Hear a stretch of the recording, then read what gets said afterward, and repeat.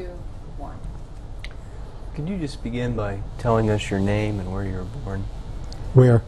Where you were born? My name is Henry Saeman, and I was born in Regensburg, Germany. And could you tell us some of your experiences in your life in Germany as you're... I think it's important at the outset to place the times into some historical perspective. And in that context, I think of it in the Holocaust or the times of the Hitler regime in as a 12-year period from 1933 to 1945. And I divide it into two parts with respect to the Holocaust. That part, which is from 1933 to 1941, and the second part, which is from 1941 to 1945. There were those who came out of Germany and some of the countries of Europe prior to the beginning of World War I, World War II, and even after the war began until Pearl Harbor, until the United States entered the war in 1941. I was one of those. The others are those who came to the United States in 1946 and later, who survived the Holocaust. And that group is separate from the ones that I would represent, so to speak. I came to the United States 3 months before Pearl Harbor. I was one of the last to leave Germany to be able to get out. The way I was able to get out was that the arrangement was to go through neutral countries.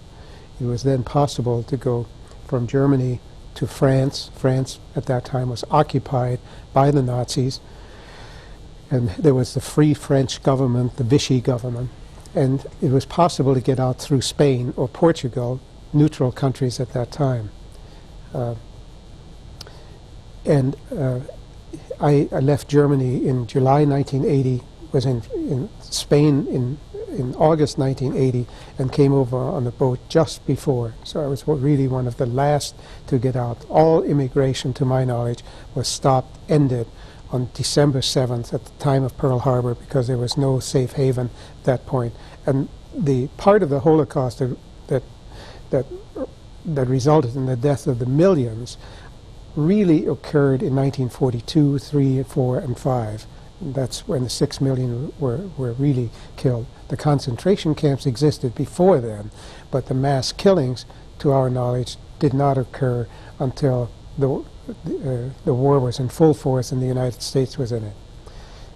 My history, my past begins in Regensburg, a somewhat lazy town located in Bavaria on the Danube, where Jews have lived for 1,000 years, and rather peaceably, although anti-Semitism was always something that occurred in Germany even before the Nazis, but it became very serious, of course, as it did throughout the country after 1933 and until the time I left.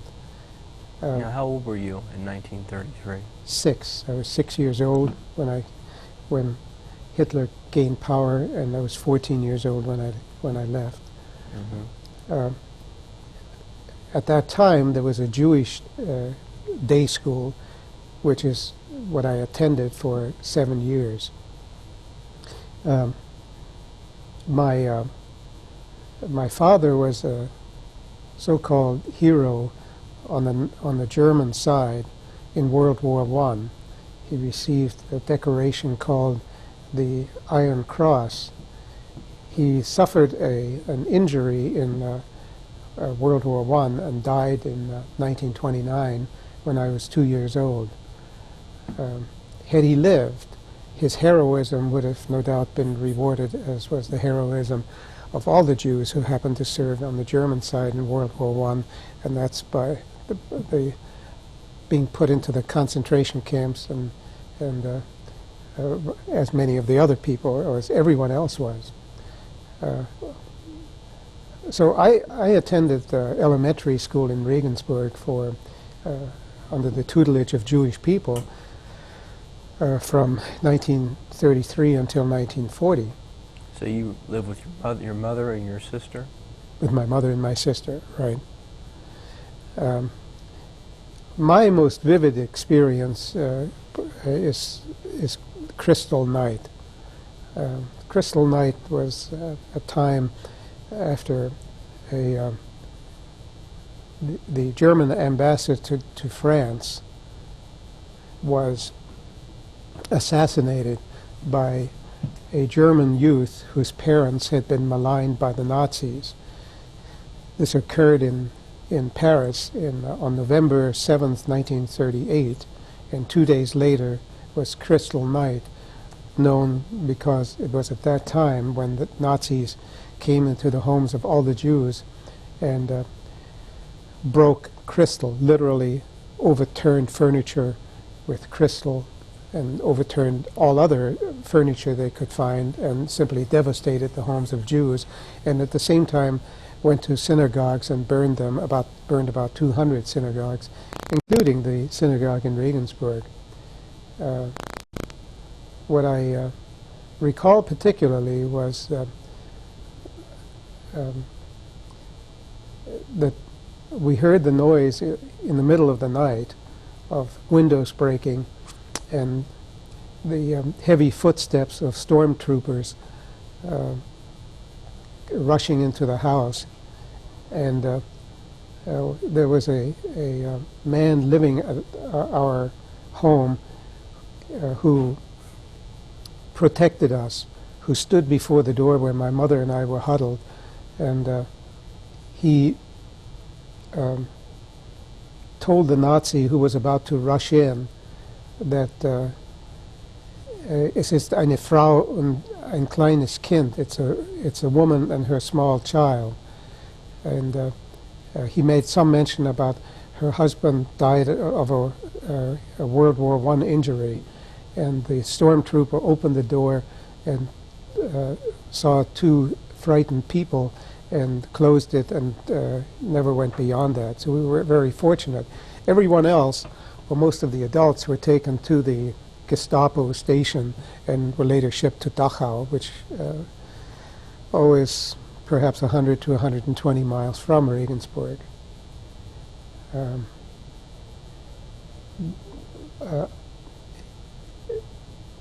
I've been back in Regensburg a number of times in the meantime. Particularly,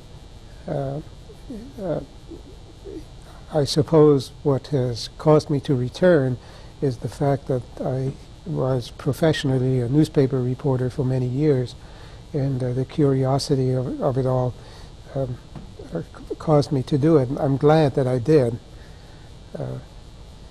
Many other German Jews wouldn't go back under any circumstance. They would simply say, this is a cursed place and it's a place where I wouldn't return. I don't blame them for that feeling.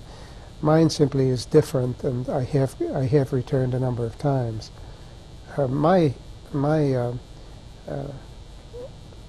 One of my reasons is that my father is buried in the cemetery in Regensburg, in the Jewish cemetery, and I decided that after the second time I went there, that it was an opportunity for me to establish a memoriam at the cemetery of my father's grave, in which I would have some way of commemorating the death of my mother, who was a victim of the Holocaust. She didn't survive. I came here alone, and she was taken to a concentration camp in Lublin, and she died there, apparently. So at least I have the satisfaction that there's a marker on the grave, on my father's grave, which commemorates the death of my mother, and simply says that she lived from 1896 until she was killed by the Nazis in the Holocaust. The interesting thing I found the first time I went to the cemetery in Regensburg is that here's this 1,000-year history of Jews living in a city in Europe peaceably, and the cemetery well reflects that. The cemetery shows hundreds and hundreds of graves, and the people are buried in kind of a sequence. You can tell it from the 1800s on.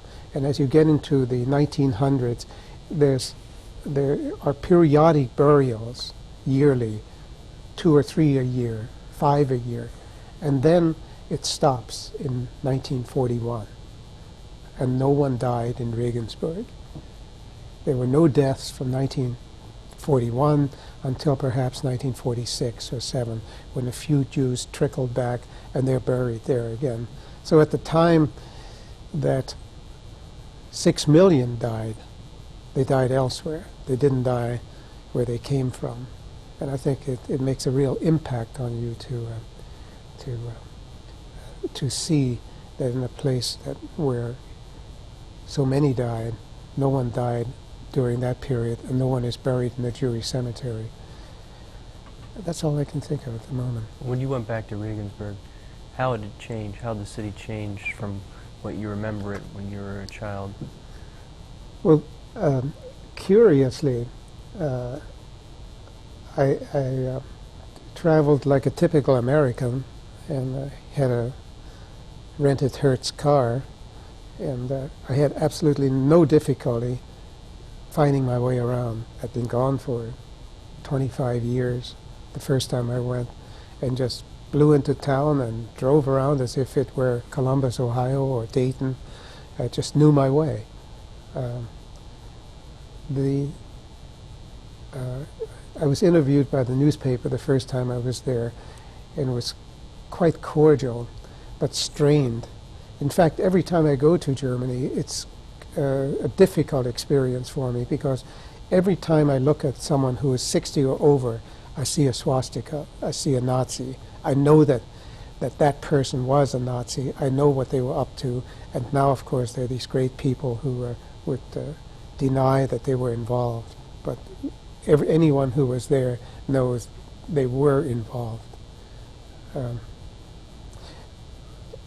A few years ago, when I was there, I traveled to the city in which my grandparents lived. It's a town named Ingolstadt, and it's not far from Regensburg, about 60 miles or so, not far from, between Munich and Nuremberg. And Ingolstadt is differed from the rest of the country on Crystal Night. There was no devastation. The synagogue was not burned. None of these things happened. That day at 7 a.m. on November 9th, 1938, the Nazis sent their plainclothes people to the homes of all the Jews. They rapped on the door at 7 a.m. and said that in 1 hour they have to be gone. What these people were then told, in effect, was they had lived in these cities all their lives, and their forebears before them,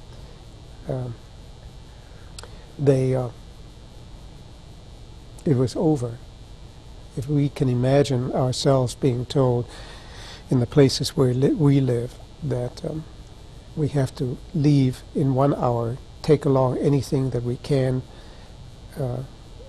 but if we are not gone within that period, in effect, they would be killed or maimed or whatever.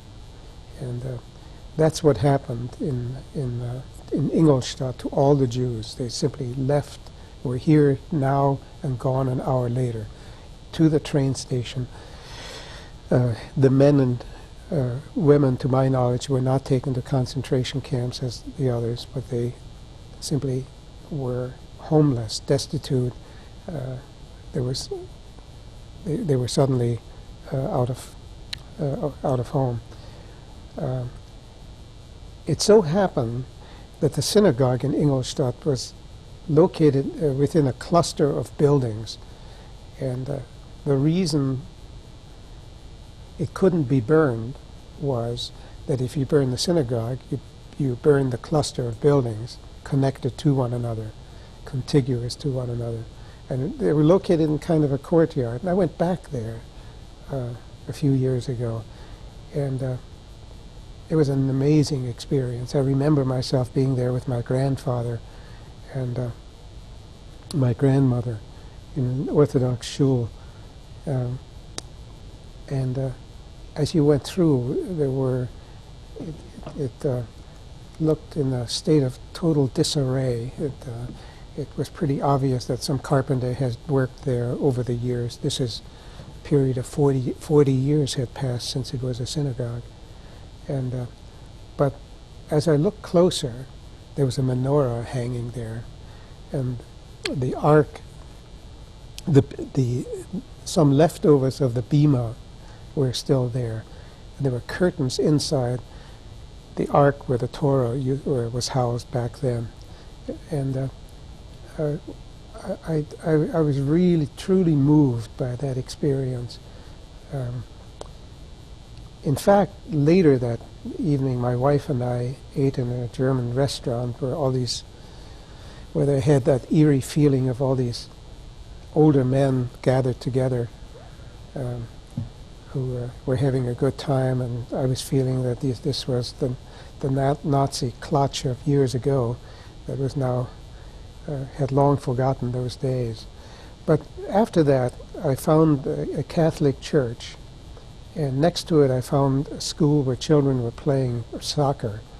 And I decided to go there because my recollection was that if we had any friends back during those days, they were usually to be found, or at least we found them, among the Catholic sisters. And we went into the building, and I asked for the headmaster and went to see him. And my German is rather halting now. So I began to talk to him, since he didn't understand a word of English. I spoke to him in German. I said, "Ich bin ein Jude." I'm a Jew. He listened to what I had to say, and I asked him, "Do you know there's a synagogue a block from where you sit?" And he didn't, so he and I went there. And again, that was a moving experience to watch the priest observe for the first time that he had lived there and had no idea over all these years that he was so close to a place that was sacred at one time. It's an experience I'll never forget. And I went back another time to Ingolstadt to see it again, to contact the woman who owned the building to see if we could rescue some of the materials for memorabilia. And the priest, I think, too, was moved by it, and also, I believe he'll never forget that experience. Could you tell us a little bit more about your past? As you were a child, you mentioned that from 1933 on, the acts of anti-Semitism increased. Could you relate maybe some personal experiences that you had while you were growing up that maybe caused your family to believe that it was time to move away from Germany? It would seem to me that every Jew began to look on January 30th, 1933, the day Hitler came to power. The acts of violence against Jews began at that point, and one would have had to be blind and unfeeling not to notice that it was the end. So all of us made application for leaving, and it was only in view of the immigration policies of the various countries that only took a limited number of us, that more people didn't leave, because everyone tried.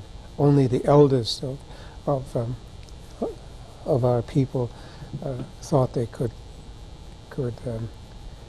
stay and perhaps die where they were born. Since I attended a Jewish school, my experiences were in the neighborhood, and of course it was a small town, and because it was a small town of 75,000, and the children in the neighborhood knew that we were Jewish, and they bullied us as best they could. And of course we were totally outnumbered, and we had to be very careful.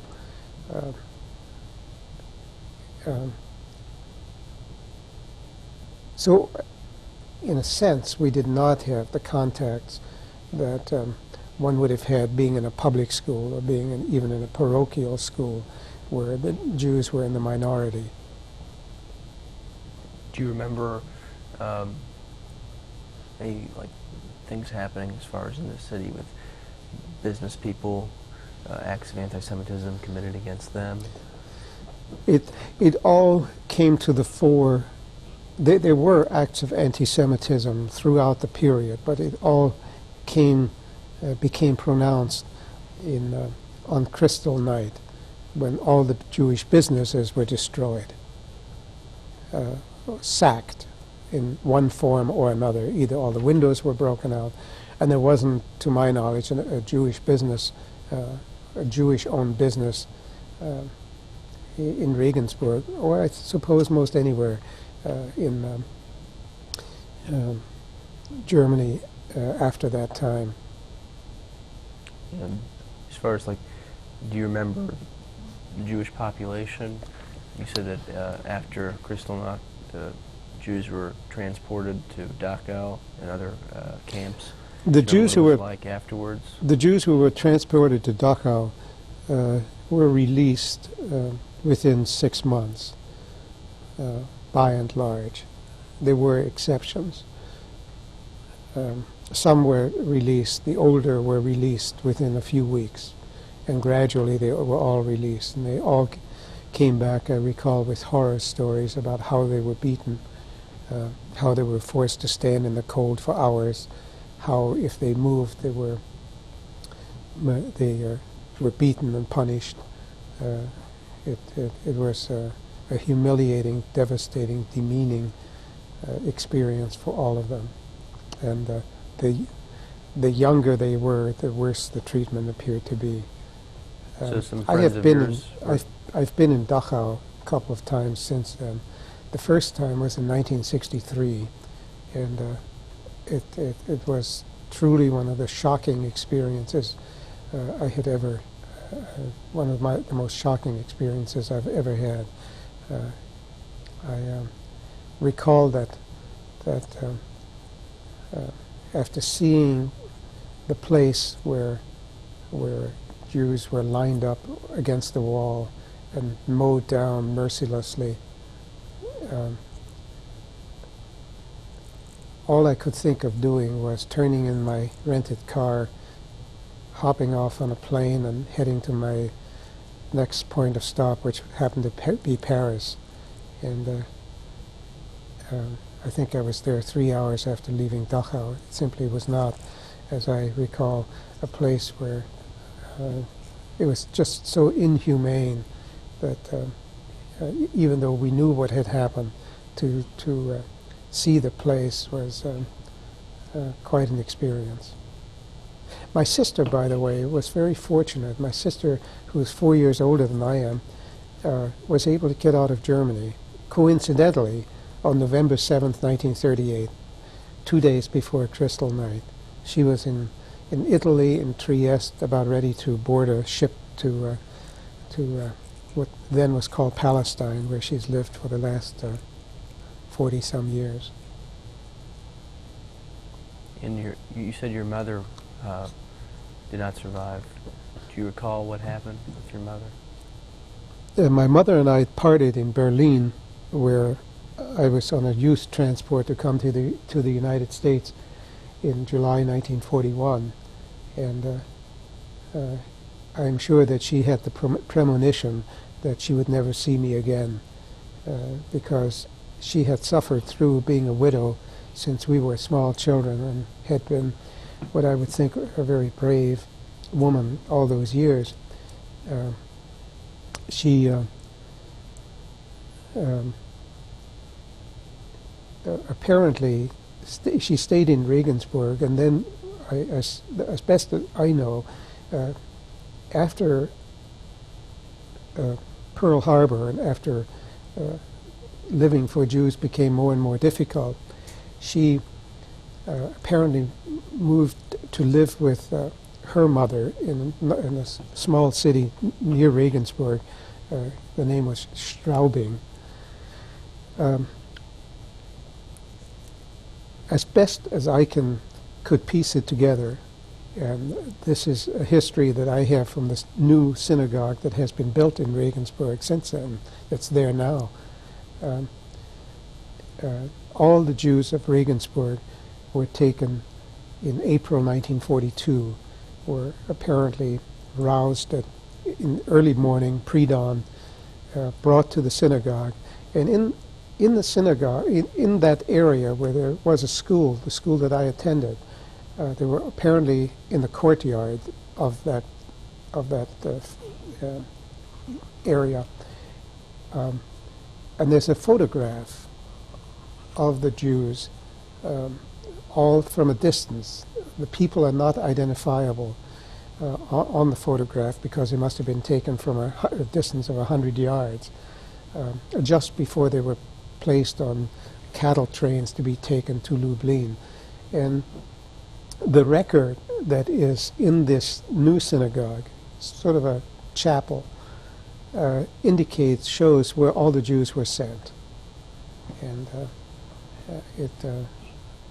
the efficient Nazis seem to have a way they had it all figured out. The old people went to Theresienstadt. I don't know much about it, but the reasons for it. They apparently separated it so that all the Jews would not be going to the same place at the same time. They had a number of concentration camps, and they doled them, and they placed them in different areas of Poland, which is where most of them were. It would appear from what I read there that most of the Jews of Regensburg were sent to Lublin and died there. How do you think the Holocaust, your experiences in growing up in Germany, affected your life today? I've been very fortunate. First, I got out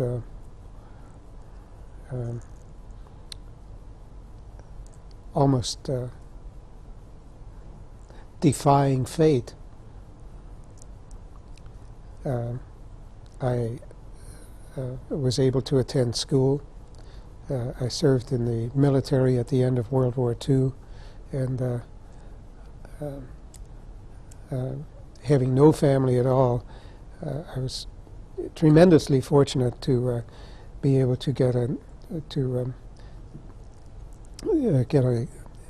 college education through the GI Bill of Rights, and thereafter I started a newspaper career in Springfield, Ohio, and later in Dayton, Ohio. And I have a family, and I have two sons, aged 30 and 27. I've been married for 33 years, and life has been good to me. I'm very fortunate. I don't complain about taxes I have to pay. Of course it has had an impact.